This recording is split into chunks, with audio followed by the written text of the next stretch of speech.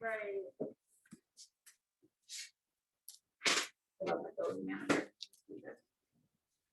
Was this like while you were home or something? It was over the summer when COVID, because it was right when COVID hit. Gotcha. So like I moved out already, Right. but like I wasn't supposed to moved out, and like the school said my forwarding address was my apartment because where I was. And so then because you weren't here, Shannon just. You just sent it back instead of forwarding it on to my forwarding address. But I can't do that.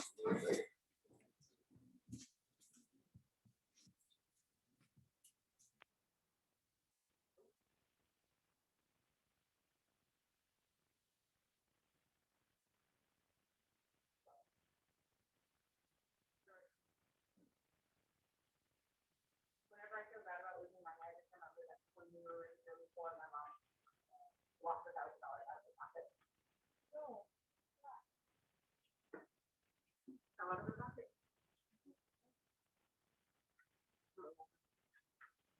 But we were like really poor at that point. So I feel bad.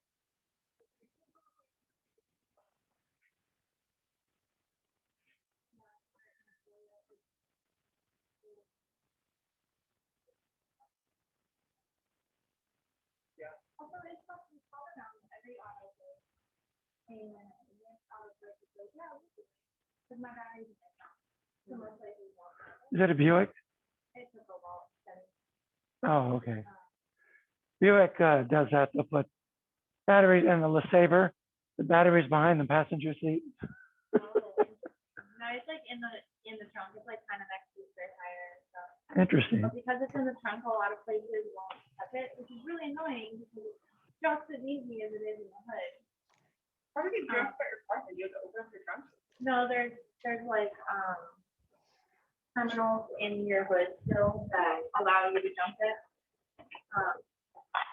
The Greg's car also. Which is an But yeah, so none of the places that do it. We were told that I think other places do it, so I told you today. Yeah, I'm on my way over. Just want to double check you guys do this. There's a different person who was telling us that. Oh, no, we don't. It's a really tough. That's great. So we go to Hawaii, and because this one right doesn't have an auto pay, they say that they do it for you too. But like we're paying, no matter where you buy it, you pay for them to do it. But because they won't touch it, now I'm paying extra. They went to Walmart, and we got them home. I love Walmart so much. It's not Walmart that's the problem. It's the people that are the problem. Walmart. Oh, I Weird know. people. There were so many people last night that agreed with what. There was so many mentions talking. If you just like, I don't know, I guess I didn't make this. They like would walk put away everything else for it. Hello. They were probably high. Maybe And they have a lot of people in Walmart. that's something else.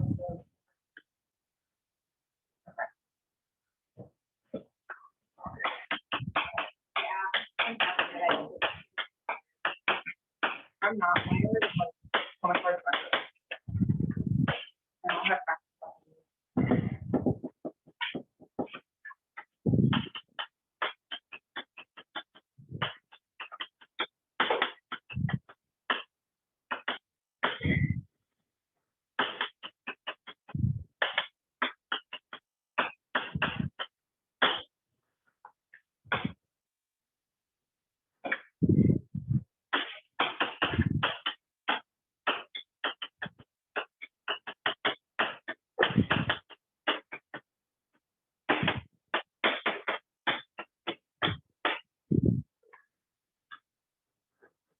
Oh, make sure I get all this right.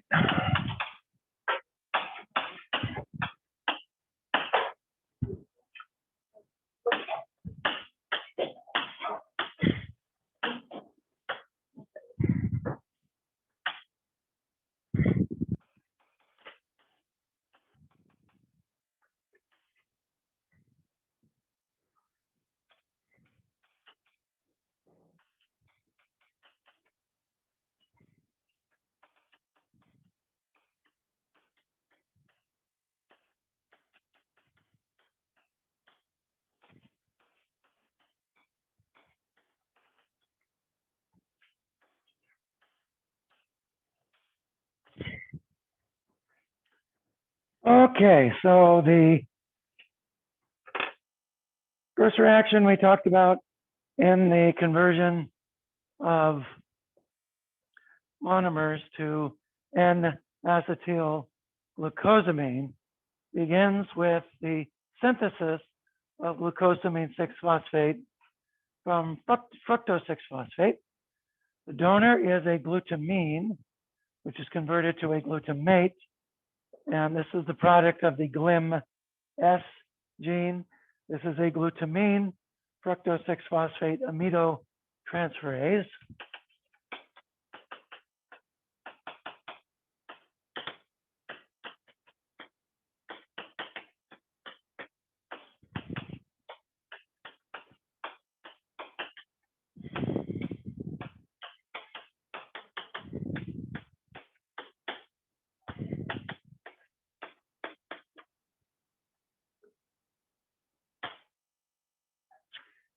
And that's the first step.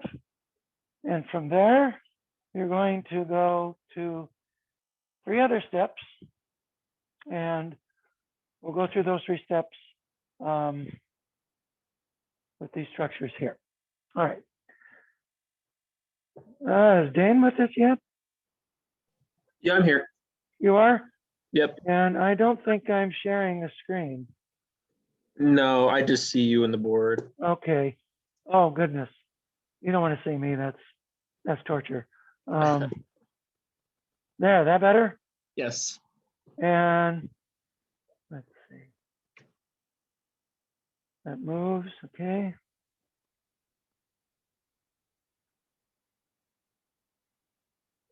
All right, there we go. Right, it goes from a Pyranose ring to a Pyranose ring.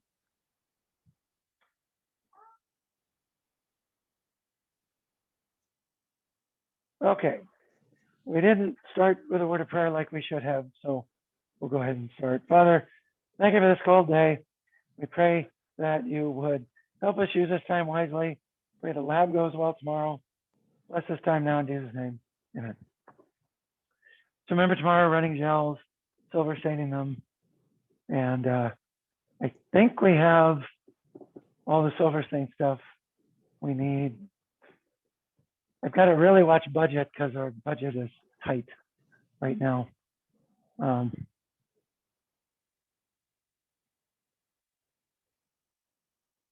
Yeah, okay. All right, so then the next step from here are glucosamine 6-phosphate. We're going to transfer an acetyl group here, and that'll give us N-acetylglucosamine 6-phosphate. And this is the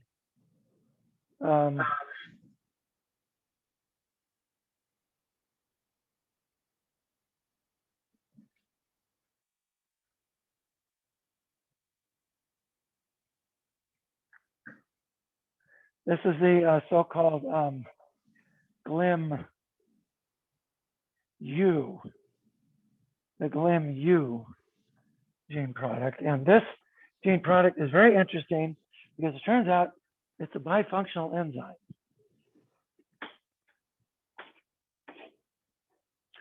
So this enzyme and this enzyme are the same, catalyzed by the same protein. They're bifunctional. When that was discovered in tuberculosis, Mycobacterium tuberculosis, it turns out to be somewhat universal. So these two, these 2 steps here, the acetyltransferase step and the pyrophosphorylase step are catalyzed by a single polypeptide. Now, the next step is a mutase. The mutase, this is a phosphoglucosamine mutase.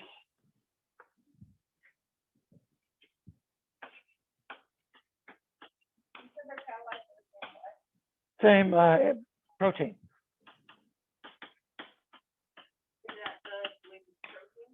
Yeah.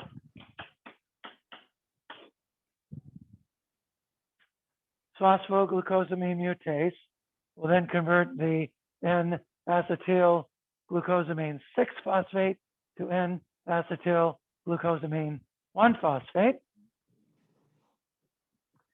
And then you have the bifunctional N-acetyl glucosamine 1-phosphate acetyltransferase that also is going to act as the pyrophosphatase, the UDP N-acetyl glucosamine pyrophosphorylase. And this is the GLIM-U gene.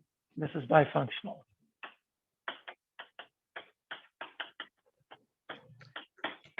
It catalyzes both the pyrophosphorylase step and the acetyltransferase step. What is this overall reaction? To make N-acetylglucosamine. Because remember, that's one of the components of the cell wall is N-acetylglucosamine. And then muramic acid is made from, N-acetylmuramic acid is made from N-acetylglucosamine. So you have to make the N-acetylglucosamine first, and you make it from fructose 6-phosphate. All right, so you've made your N-acetylglucosamine, you've attached it to a UDP molecule, and now you're ready to rock and roll.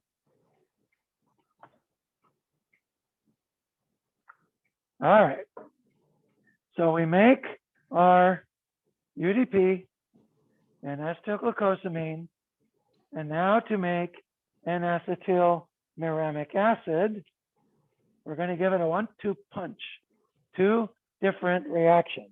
One is going to attach phosphoenolpyruvate, and then the next step is going to reduce it. And these are catalyzed by the MER-A and MER-B gene products. MER-A and MER-B gene products. Let's look at these 2 reactions. Here. Do what? You said 1-2 punch, we both said. Yeah, I actually did. It was kind of cute, actually. Okay, so MER-A encodes this UDP N-acetylglucosamine NO-eel pyruvyl transferase, which is just abbreviated NO-eel pyruvate transferase. And that makes this pyruvate enol ether of UDP N-acetylglucosamine. And then when you reduce it using NADPH, remember, you use NADPH during biosynthetic reactions. And this is the N-acetyl acetylenopyruvyl D-glucosamine reductase. Let's just call it MER-B and call it good. And that makes UDP N-acetylmuramic acid. There should be an N there, but yeah, let's maybe fix that. Yes, okay.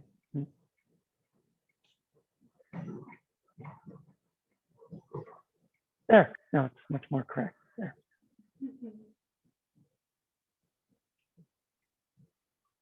All right, here's the structure of the MER-A protein. You can see it's a dimer, and this dimer is actually a part of a larger, there's 3 of these on top, so they form a disc, and there's 2 discs. So there's, right, so there's 3 and 3, and each of those units of 3 are dimers. So that's 3, there's 2 times 3 times 2, so there's 12 of these, essentially in that big disc. So this is a big, yeah, yeah, and you can see the substrate is found between the 2, and you can see that the active site is formed at the interface of the 2 subunits. So that's MER-A, and then here is MER-B. Yeah, and MER-B, as you can see, kind of has a little bit of a trifoil kind of look to it. This kind of could be a clover, and here, and here, and here, And you get this groove that goes across like this here. And that is going to be the substrate binding site here, this groove. Here,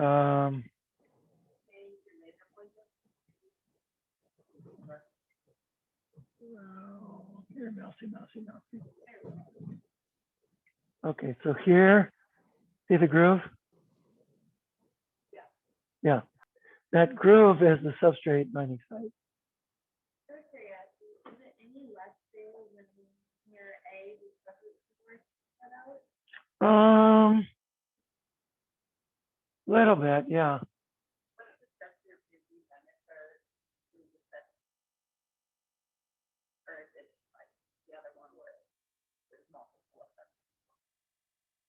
Mer B tends to act as a monomer.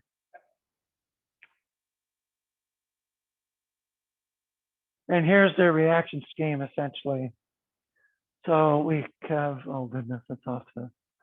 So here's your UDP and acetylglucosamine. We're going to attach the, what will become the lactate here. We use phosphoenol pyruvate because that is higher energy. We lose the phosphate, we make a bond between this alcohol here. That's the enol, hence the enol ether. Then you reduce it and you actually get the lactate, and that's your N-acetylmuramic acid. So that's how you make N-acetylmuramic acid from N-acetylglucosamine. We talked about this before, but that carbon is attached to knock out the carbon of the ring, correct? You mean this? Nope. It's like that weird, yeah. Yeah, that's attached to the ring. Okay. What about the carbon? The carbon right there that's attached to the oxygen? To the oxygen that's attached to the ring. Okay. It looks kind of weird. Yeah. I draw it that way because otherwise there's no room to put it anywhere else. So now you will add amino acids to this carboxyl group. You add the amino acids one at a time.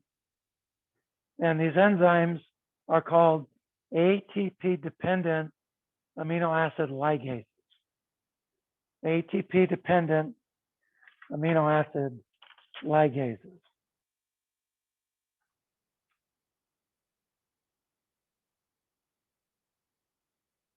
Oh, incidentally, there's an antibiotic that mimics phosphoenol pyruvate and prevents this step, and it's called phosphomycin.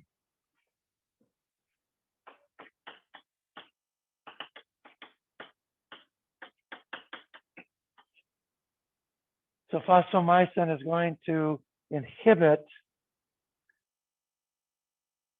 cell wall synthesis because it inhibits monomers, the synthesis of the monomers required for cell wall synthesis. Phosphomycin is usually available as a powder.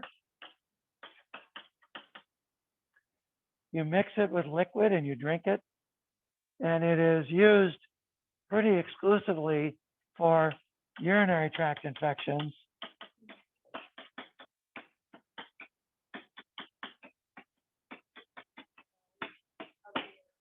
And the reason for that is that you don't get very high concentration anywhere except in the urinary tract, because it's excreted very effectively by the kidney, but elsewhere you don't get high enough concentrations anywhere else.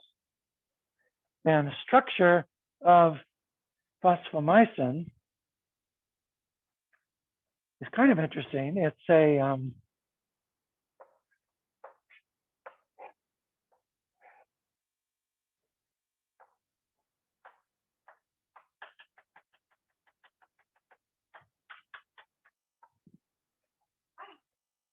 yeah.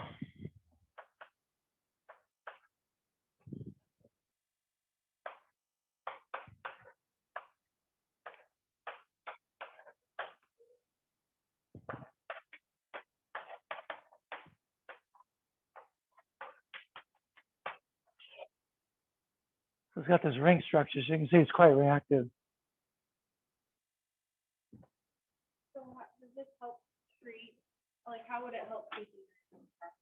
It prevents the cells from being able to grow because they can't make their cell walls.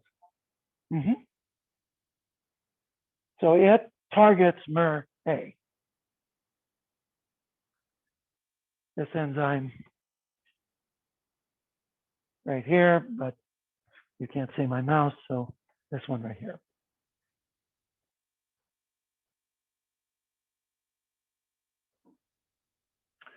So let's go back to this picture here. So you add the amino acids in order. And in the case of Staphylococcus aureus, it's L-alanine, D-glutamate, L-lysine, and then you're going to add 2 D-alanines at the end. And you get a pentapeptide that's attached to the N-acetylmuramic acid.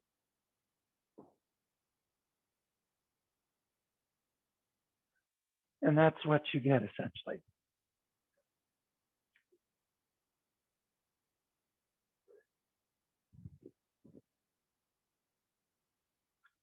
Now, how do you go about acquiring these D amino acids? The answer is that you make them from the L isomer. You use an enzyme called a racemase. And the racemase converts the L isomer into the D isomer. And then those D isomers are incorporated into the growing chain by the ATP-dependent amino acid ligase.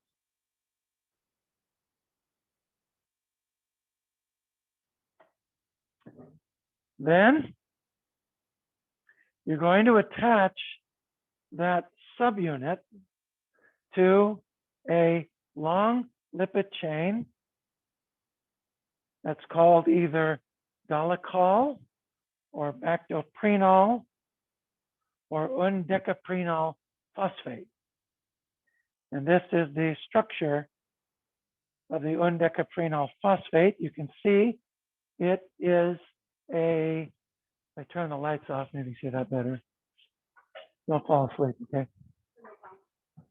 It's an isoprene polymer. You have these isoprene subunits that repeat over and over and over again. Isoprenes are made from the cholesterol biosynthetic pathway. So even though bacteria don't have cholesterol, they still have many of the reactions that are used to make cholesterol because they still have isoprene subunits. And this has 2 different names. Yeah, it's called undecaprenol phosphate. It's called bactoprenol, and your book calls it dolichol.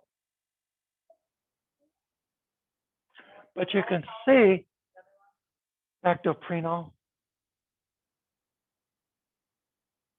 So it's a C55 lipid carrier. This is very hydrophobic. It's got a phosphate at the end, and the UDP and acetylmuramic acid with its 5 amino acids is going to be attached to the undecaprenol phosphate.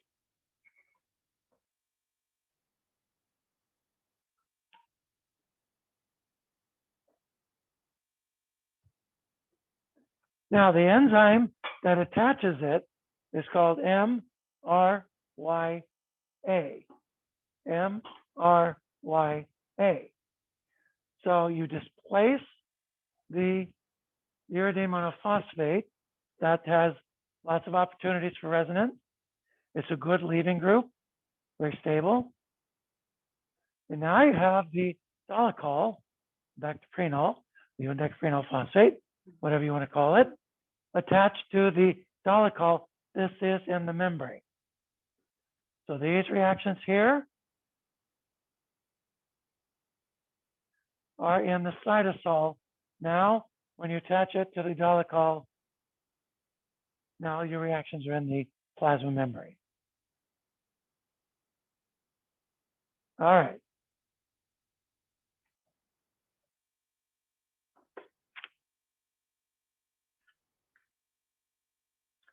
Incidentally, this step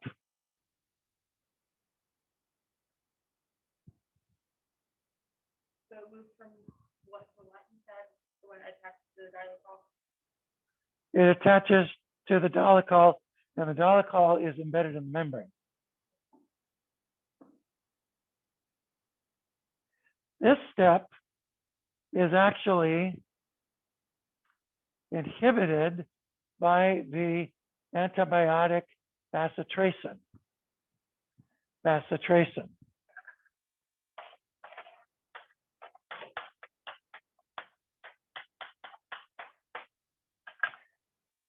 Bacitracin is only used topically. It's too toxic to use systemically. Does that mean like it would kill? It would probably like kill all your healthy cells as well. Yeah. How does it work topically? Does it just like Because it prevents the synthesis of cell wall precursors, it prevents the synthesis of the cell wall. where would you put it? On your skin, if you have a cut.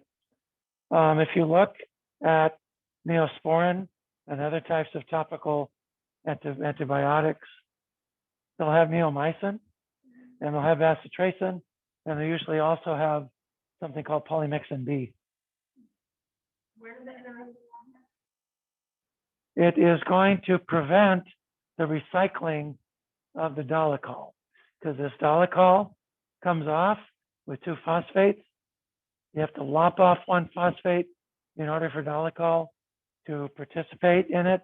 Bacitracin prevents that dolichol phosphatase from working, so this reaction here can't occur because you don't have this substrate. I never knew it.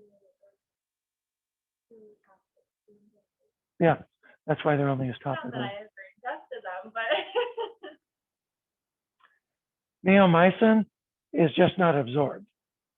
That's largely why neomycin is not used systemically. It's only used topically.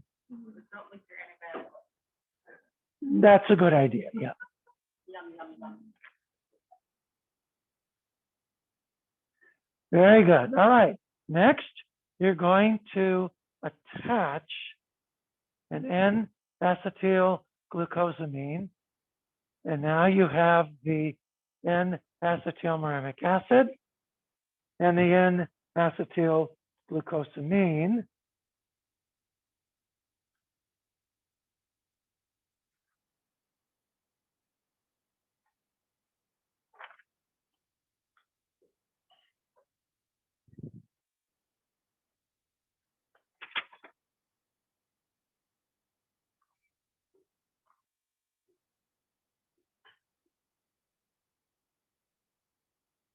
Yeah, okay.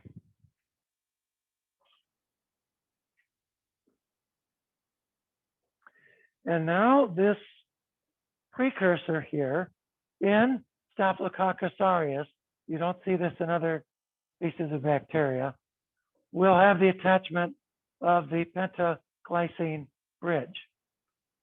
These glycines are attached one at a time. The carrier for the glycine is actually a glycyl tRNA that's charged with glycine. And these will be assembled boom, boom, boom, boom, boom, like that, onto the lysine. And now this structure here is ready. This is a subunit that's ready to be incorporated into peptidoglycan. This now is going to be flipped from the inside leaf of the membrane to the outside leaf of the membrane by an enzyme called a flippase. A flippase.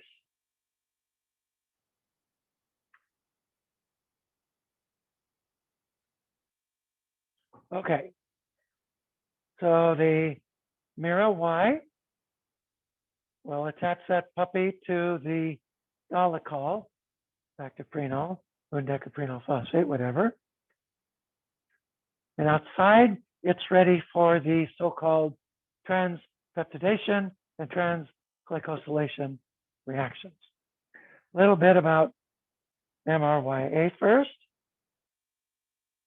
So in panel A, you have a view of the protein from within the membrane. You can see the transmembrane loops from one protomer are colored, the ones on your right.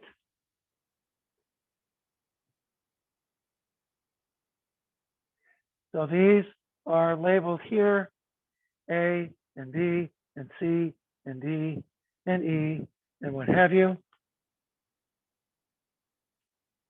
Just like that. You have a little yellow sphere. And that little yellow sphere is a magnesium. Here's a view from the cytoplasm, essentially looking up this way.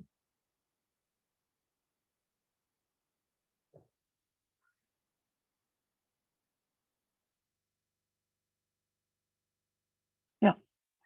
And then the topology essentially of each one. Again, you have each transmembrane domain is differently colored. Cytoplasmic loops are given their letters, A, B, C, D, E, so on and so forth. Loop A is not seen in this structure very well. And these colors and these colors are the same. And again, this protomer is the one that's colored. This protomer here is the one that's colored.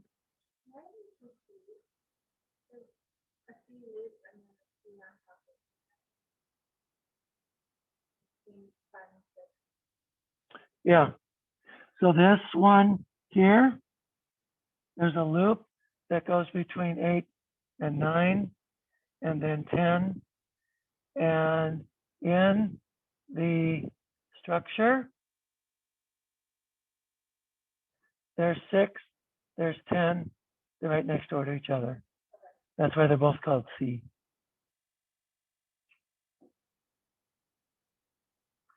Let's see, can you see them over here? There's 6 and there's 10 right there. 6, 10. Okay, so this MRAY function is shown here. You're going to transfer this to the undecaprenyl phosphate right here like this. You're going to give up a UMP. You got a magnesium there. That's just some TLCs essentially. And then this is a inhibition. This enzyme's inhibited by this compound, copperamycin. And then this is the putative substrate binding site right in here. And the substrate binding site essentially snakes across this area, just like this here. There's your magnesium. And the substrate seems to bind right about there. So here's 9B right there. There's loop B down there. And then you've got these here and here, and your substrate is going to bind across like this. These particular amino acids seem to be important in catalysis because if you put mutations in them, they don't work anymore. So we're just trying to make more cell walls, right? Uh-huh. All right, what happens when we get to the outside of the cell? Outside the cell, we have these proteins that are called penicillin binding proteins. They're called penicillin binding proteins because they were found by incubating cells with radioactive penicillin. And then the radioactive proteins were isolated, and they're called penicillin binding proteins 1, 2, 3, 4, 5, 6, so on and so forth. So they're called PBPs, penicillin binding proteins. And these will catalyze transglycosylation and transpeptidation. The undecaprenol is recycled. It's released as a diphosphate. Then the phosphate is cleaved to have a monophosphate. And again, that cleavage is inhibited by bacitracin.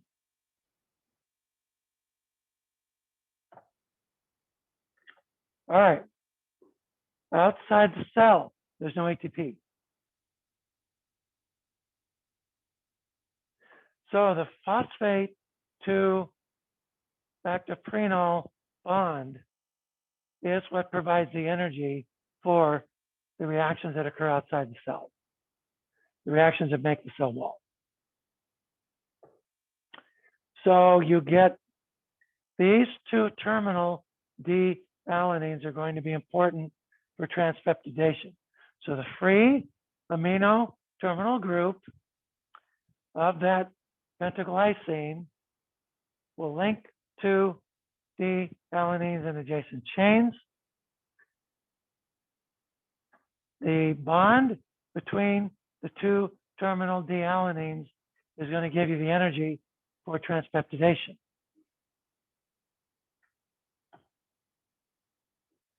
So here we have these two terminal D-alanines.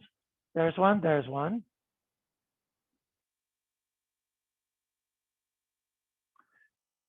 You're going to have nucleophilic attack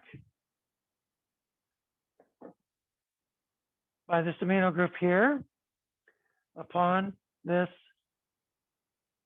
D-alanine here. Here's the PBP. You get a adduct made between the enzyme and the D-alanine, like this.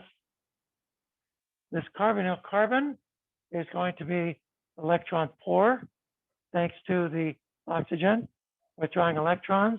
It will be partially positively charged. These extra electrons here are going to attack that carbon. You form a bond between these, and the terminal carbon is going to be removed. So the energy required for this is found in this bond right here. That's why you put 5 amino acids on there, but only 4 are found in the structure. This D-alanine will then be recycled. There's a D-alanine transporter that will take it up and it gets recycled. So the energy for this whole reaction. For the transpeptidation part of the reaction.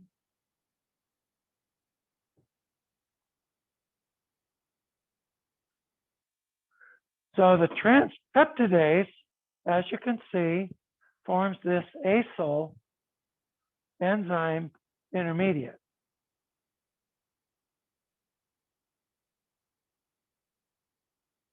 Because you now have this set of alanines here, going to make this bond here. If you have a chemical that mimics this, you can potentially inhibit that transpeptidation enzyme. And if you consider penicillins, which have this beta-lactam chain, you can see that they sort of chemically mimic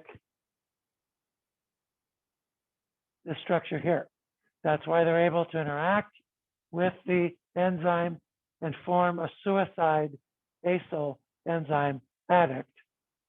Because of this ring, this can't be cleaved. This takes the enzyme out of commission.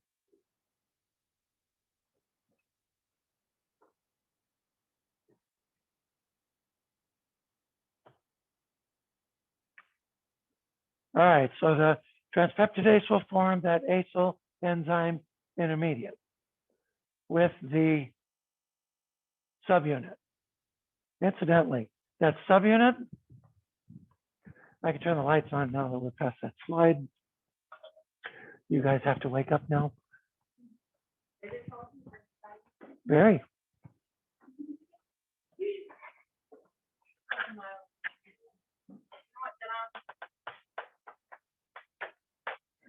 So the N-acetylglucosamine and acetylmuramic acid plus its amino acids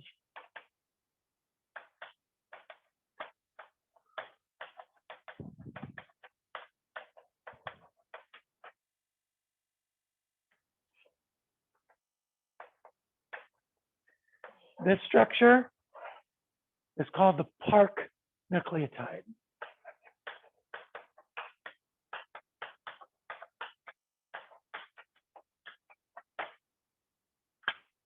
The PARC nucleotide after Son Kim Park, who discovered it.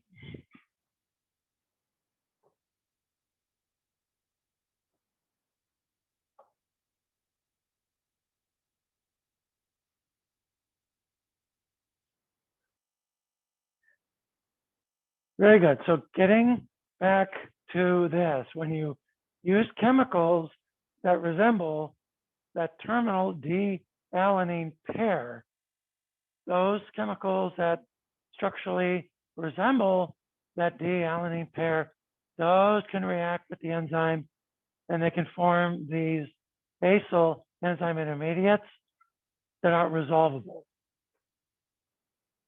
And that's a strategy behind penicillins and cephalosporins. They structurally mimic the terminal dipeptide and they react with the transpeptidase and they irreversibly inhibit it. Now the bacteria have fought back and they have these enzymes called beta lactamases. These will cleave the four-membered beta-lactam ring and render these antibiotics innocuous.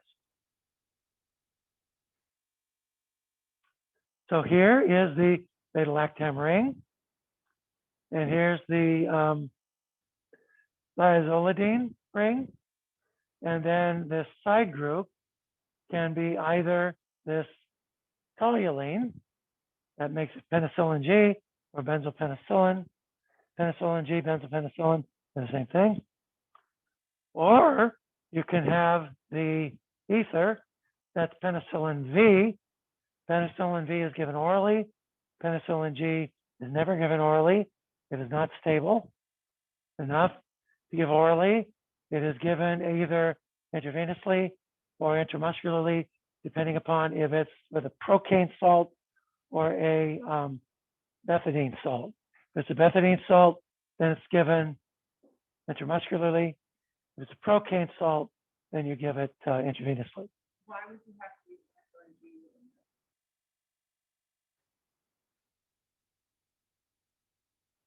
It's used today for neurosyphilis. So it's given intravenously and it penetrates the blood-brain barrier. Penicillin V, given orally, does not.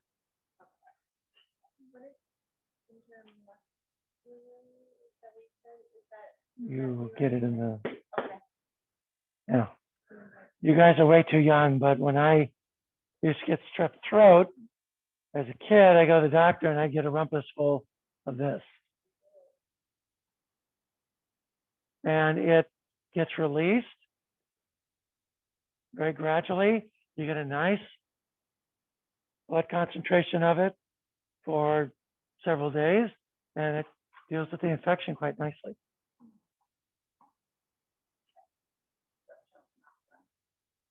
Well, they were a necessary evil. I got over my strep throat. I used to get them all the time because I didn't have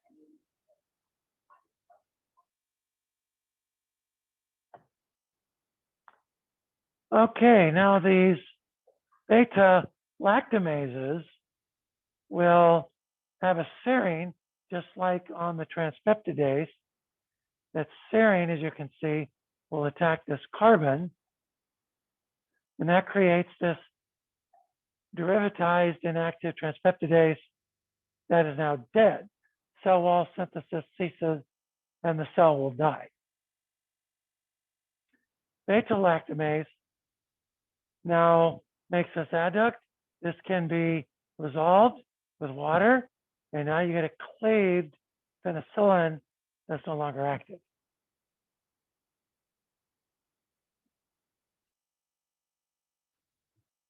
So one of the strategies that's been used is to design molecules that inhibit beta-lactamases and give them as combinations with penicillins.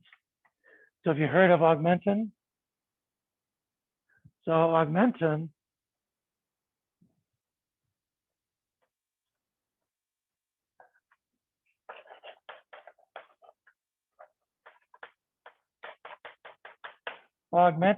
is amoxicillin plus clavulanate.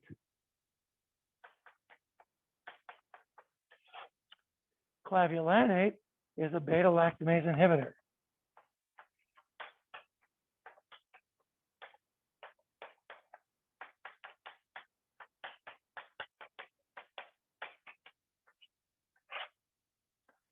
So now you've taken the spectrum of amoxicillin and you've widened it, because now these organisms that make beta-lactamases that'll degrade amoxicillin can't degrade it because this inhibitor is with the drug and they inhibit the beta-lactamase. And there's several different drugs that are beta-lactamase inhibitors. They're not antibacterial by themselves, but when they're given with certain beta-lactam antibiotics, they can extend the spectrum and the activity, excuse me, of those beta-lactam antibiotics. Augmentin is just one such combination. There's also Unisys. And Unisys is ampicillin. Oops. Ampicillin is not given orally. It's not absorbed well. So it's given as a shot or intravenously plus sulbactam.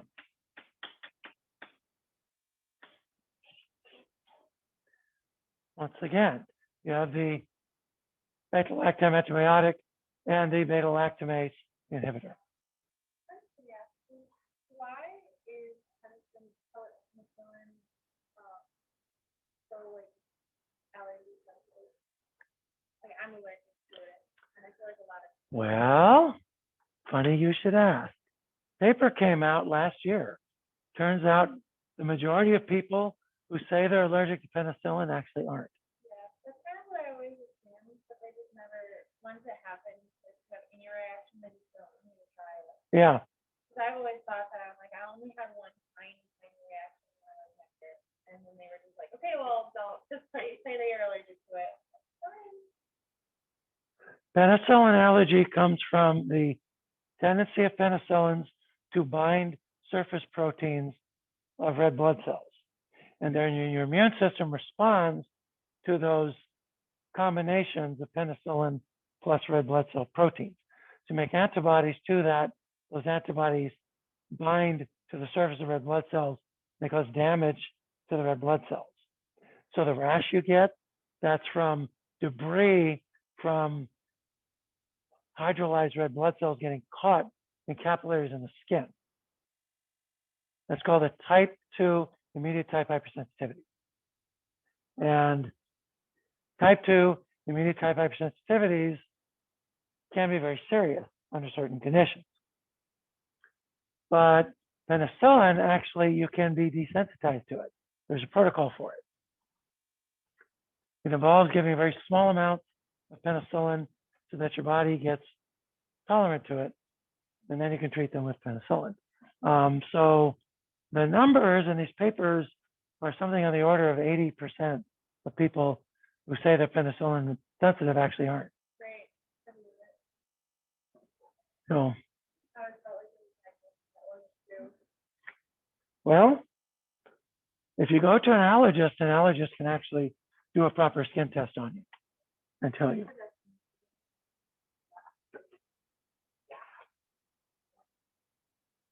Do they check for lactose? What about, do they check for all? Lactose intolerance is not an allergy. I wasn't sure.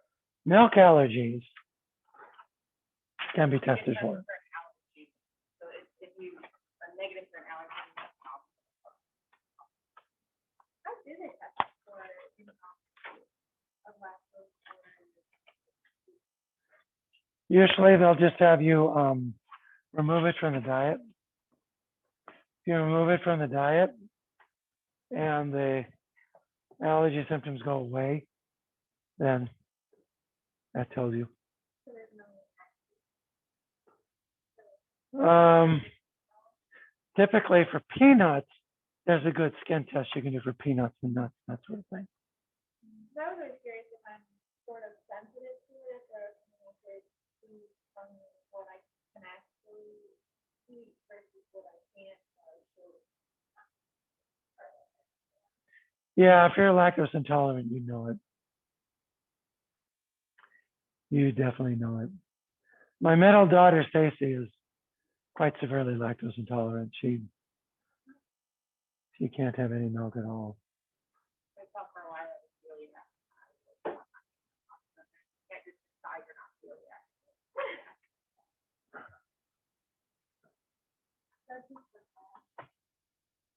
Dairy is something I'm fine with. Other things, like I'm not getting enough bread yet. Not happening. Well, there you are. It'd be so much harder. I'm just glad that I can eat. If I couldn't eat cheese, I would be so sad. Like, Well, then you're not severely Right. lactose intolerant. I think I'm more just having Okay, let's talk about the synthesis of cellulose cell walls in plants. These are a combination of lots and lots and lots of cellulose chains. These cellulose chains form a helical structure that is capable of extensive hydrogen bonding. Yeah, yeah. And if you look at a cell wall under high resolution, using an electron microscope, that's what you see, is you see these microfibrils. Those microfibrils lie perpendicular to each other. Those microfibrils, if you try to unravel them, are hundreds of these cellulose chains. And cellulose,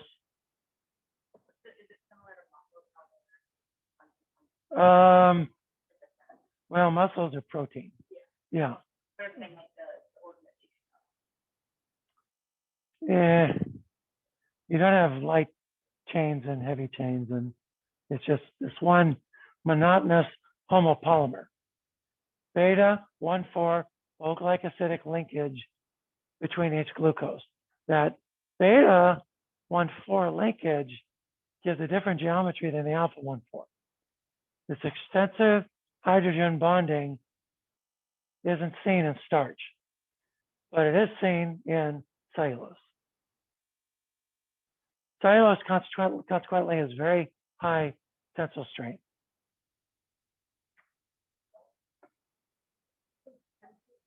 Yeah, tensile strength. Now, cellulose is made by a cellulose synthase. And the cellulose synthase forms these little pinwheels in the membrane. And you can see these pinwheels here.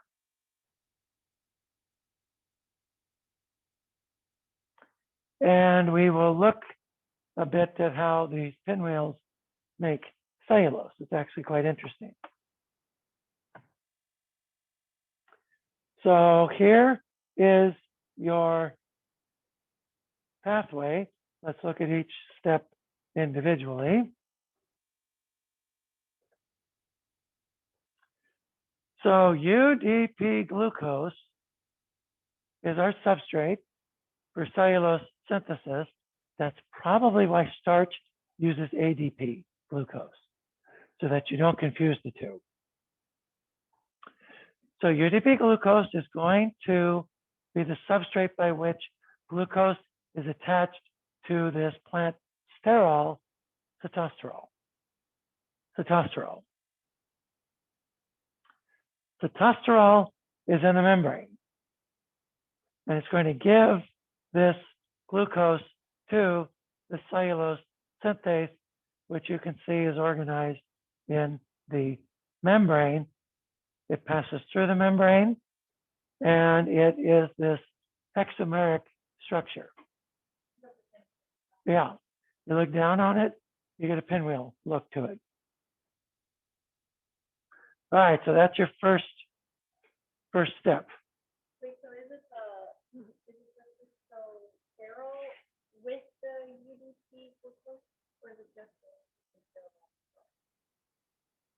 It's a sitosterol with the glucose attached to it, because sitosterol has a alcohol group, and the glucose attaches to that, and that is catalyzed by this lower piece here on the cellulose synthase. All right, then you have UDP glucose attaching one after the other, after the other, after the other, after the other, after the other, and you get a so-called dextrin that's made. And dextrin simply means you get these long chains of glucose. They can be hundreds of residues long.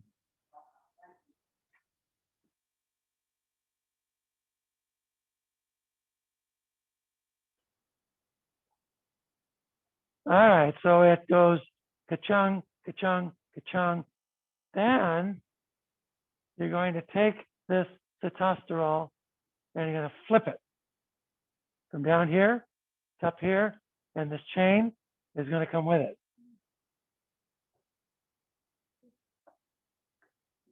And now it flips to the outside.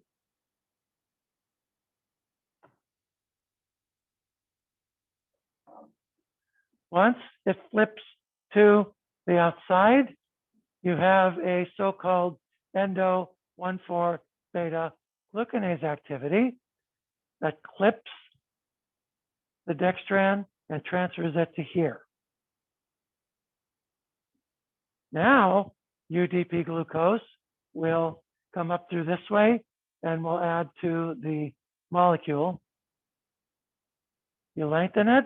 When it gets to a certain length, what length it is differs from plant to plant.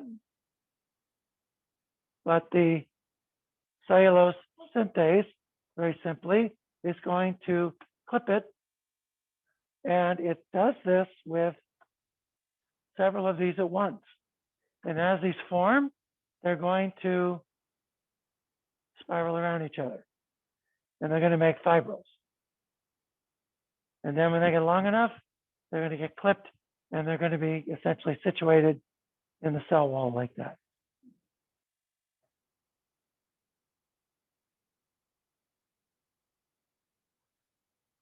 So down here, you have a sucrose synthase. Sucrose synthase, it's going to take sucrose and UDP and make UDP glucose. And that's how your glucose is going to come up this direction, and how you're going to elongate these dextrans from the bottom. You have a catalytic subunit, you have a pore subunit, and a so-called crystallization subunit.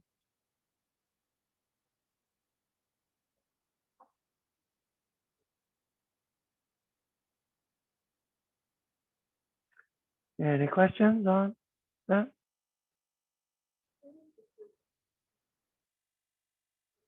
Where have you been for the last?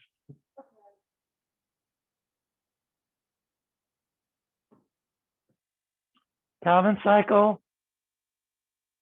One phosphoglycerate stays, the other leaves. The one that leaves goes to the cytosol. In the cytosol, it's used to make hexoses. Those hexoses used to make sucrose. Sucrose is exported. Sucrose is also used to make cell walls.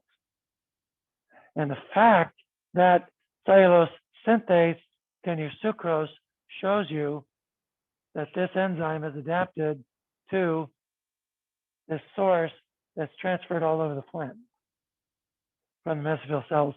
And the mesophyll cells themselves can even use it.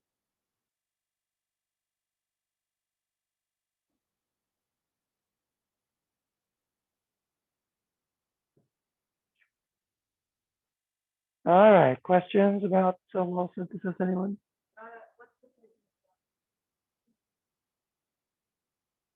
Well, a quiz is going to be obviously on cell walls, and then it'll also be on the part of the Calvin cycle that we've covered since last quiz.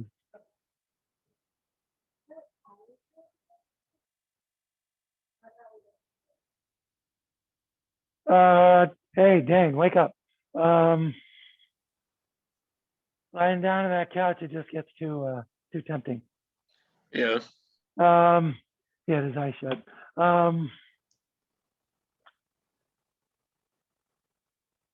We started on the Calvin cycle last Wednesday, and we're about the middle of it, so that's about where the quiz will be on. Okay. Next up is fatty acid synthesis. I'm going to wait to start that, so we'll stop this a bit early, and then we'll start on fatty acid synthesis. From there, we'll go to the synthesis of lipids in general, phospholipids, single lipids, and other types of lipids as well. Okay? Sounds good. Sounds very good. Okay. Yep. Bye.